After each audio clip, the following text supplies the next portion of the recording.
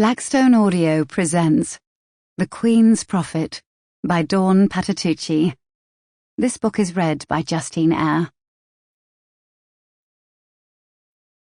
For My Parents. Chapter 1. The Stoat's Choice. The Countess of Walther died in fresh bedclothes in the warmth of a lively hearth fire, her curtains open to the night, and the moon, a waxing crescent, in plain sight. Mary had just sat bedside for a night of distracted reading and futile prayer, when silence fell, as sudden and commanding as a man entering the room. After days of gasping and twitching, the Countess lay dead, her mouth still gaping from her last breath, hands curled against her wasted breast.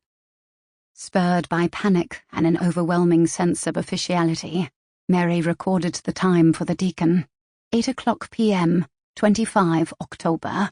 Under the rule of Mars, in quadrature with Mercury, she also noted, as the Countess would have pleased. She lay down her pen and braced for grief. Though she didn't weep, tears were rarer than diamonds in this household. Nor was her heart heavier than it had been these past weeks as she watched her lady's flesh wither and her dispassionate, analytical mind run mad with fever. If anything, Mary felt hoodwinked, death having sneaked in while her eyes were averted and hands fiddling with a bookmark, cheating her of any poignant last moment with her lady. She had imagined at least a hand squeeze, or one last lucid look from her delirious mistress, a locking of gazes through which decades of fondness and easy companionship would be acknowledged and cherished, though unspoken, to the end. If tears were rarer than diamonds in this house, I love yous were like winged horses.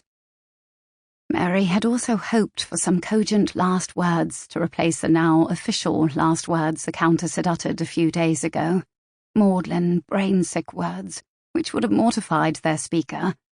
The very woman who had once cheerily sliced into small animal corpses to diagram their insides and tried to melt her anniversary ring to observe the properties of gold.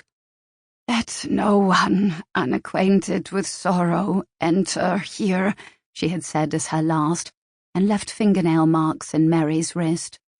There seemed less cause for sorrow now.